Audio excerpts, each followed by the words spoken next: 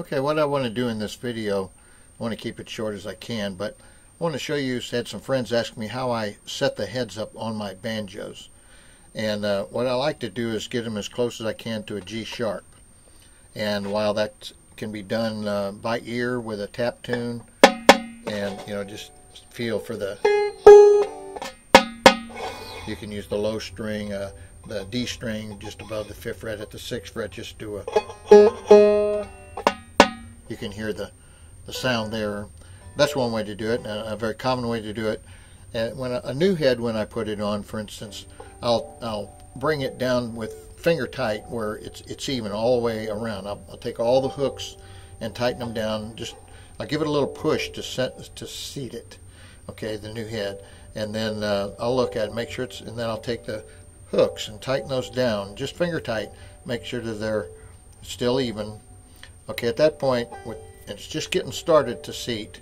Then I'll go ahead and give my snug on these two, and these two, and these two, and these two over here. Okay, and I'll bring those down actually to where I'm feeling it on right there on my wrench when I'm tightening those down, and I'll be bringing those down, and all the time watching the level. I want it to be the same on that hoop all the way around on that tension hoop. I want to bring it down level with that head all the way down as I go. And don't take it all the way down, but I take it down pretty good where I got, I feel it on the wrench, and I know that I'm really starting to, more than just seated it, starting to put a little torque on the head itself and pull it down. But it's even. I got the same feel, I got the same appearance all the way around on that. Then I just go along and I'll finger tighten those 5 in between, 5 in between, 5 in between. I'll get all of them down. Then I'll go along and I will loosen the ones that were a little tight before, so I can set them to the same as the others all the way around and I make them 1 or 2 passes around that, just a little bit at a time. And then once again I'll check that, make sure it's level, make sure that I'm getting the same distance down on that hoop all the way around. I got the same feel. And then after experience, you'll get a feel for about how far to take it down with your wrench. Excuse me. And so once I've done that, sometimes I'll take and I'll check it with the drum torque meter at that point. I have a drum torque meter and I'll check here and around. Usually by then, the first time I check it, I'm around 87, 86, 87, something like that. But the goal is to get it to about 91 using a drum torque. If you don't have a drum torque meter, I highly recommend it. You can get one online now for $60, maybe with shipping 65, 70, something like that. One of the best investments you'll ever make for setting up your heads, because it's not as much that you want to get it to 91. That'd give you about a G sharp, and I'll explain that. But with that, you can check around, arm piece out of the way, but you check around and you will know if you're a little higher, a little more tight here than you are here. And it really makes a difference if you're uniform in your tightness on all your hooks all the way around.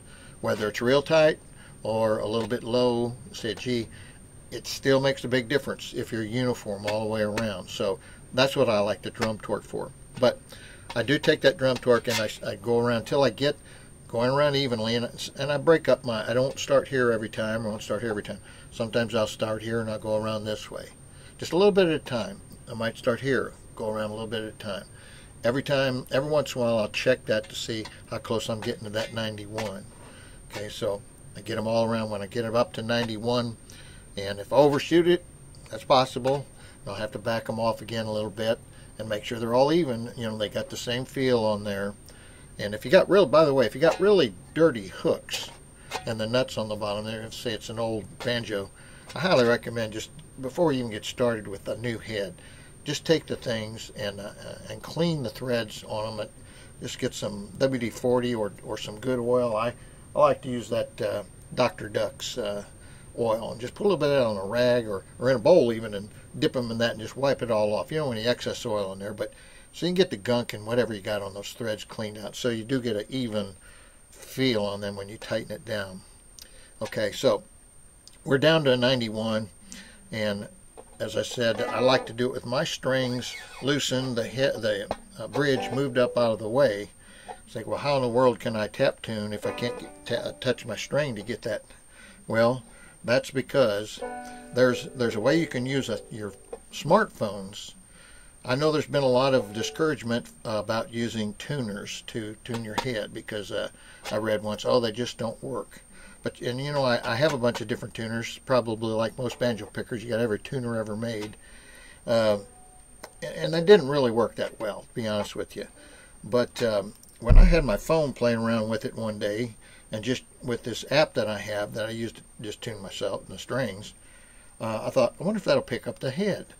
And then I come to find out that on the smartphones, pull mine up here, the microphones on our smartphones are very high quality, much better than anything I've seen on any tuner. Okay, and here's the beauty of it. When you got an app, like I use this one called Pitch Lab Pro. I don't know if you can see it or not there. Pitch Lab Pro. There's a bunch of different apps. I know this is not an iPhone. This is an Android, and iPhone's got their own thing going. I'm talking about this one. This app, Pitch Lab Pro, used to be available on the Google Play Store about a year ago, a little more than that. For some reason, it was taken off there and it's moved to the Amazon Play Store. You can get it from there. Once you get the app on your phone, you just Google the Amazon Play or App Store, and you'll find a way to get in there. I have an Amazon ID because I purchased things from them, which made it straight away easy. Just get in there, look for Pitch Lab Pro. I downloaded it, and then I went and clicked that I wanted to purchase or whatever it says, to buy all the free up all the things. See, with it open, you can do your basic tuning, but it does a whole lot more. You can actually turn it into a strobe, different kinds of strobes. There, I mean it. But I prefer just the basic. You can do so many crazy things with it, but I just want the basic thing. And you can set it for any instrument you want. I leave it usually set for banjo, but it's got fiddle, guitar, and I'll show you when. If I change that to, I don't know if you can see it there or not, cello, fiddle, in different tunings. They're standard tuning, and when you strike a string, it'll tell you, of course. It's real handy. I'm sure there's a bunch of other ones that do the same thing, but I like this one a lot. And okay, so here's the thing. I can take this app and just set it right here on the top of that tension hoop, and put my hand on the strings. Even though I've got them loose and the bridge is moved up here under the way, I want to make sure that they're deadened. And you don't want any sound in the room. This is critical. This is essential to let this situation work, where you're using your phone or any type of thing where you're trying to pick up that head sound. You need to have the room quiet. And when you do, this will work. If it's not quiet, TV on, kids, dogs, whatever, it won't work. But here's how it works. Set it on right on there, deaden your strings. I like to use a mechanical pencil, something that's got a little weight to it, and an eraser on it, so it's got a nice, give me a nice thud. And right now I've got my bridge on it and the strings are under tension. I didn't want to go to all the trouble to take it loose, but that's what I usually do, and I get the exact same result as what I'm going to show you here. I'll put it there. Just pick a couple of sweet spots, usually up around the typical spot where you do your tap tune, and somewhere over in here and maybe over here. It'll give you pretty much exact same reading, because we're just trying to see how close we are to a G sharp. And I'll just, I don't know if you can see the meter right now. It's just a very quick read and it falls back off again. Okay. Let me give you a close-up of that so you can see the phone a little better. Swing it over here and zip in a little bit. There we go. See the top of the meter there where it shows the note and the two little red arrows that you want that, of course, to line up right between. There it is. On that G sharp, that sweet spot. Alright. Now, that's the way I like to set up my heads. And I want to mention one thing. I mentioned using that drum torque meter. One thing you should know about those drum torque meters, they need to be calibrated before you set it up there and start running around and using it. Let me get this phone out of the way. When you start using that drum torque meter around there, you need to calibrate them. Let me grab mine and show you how that's done. Just 1 second here.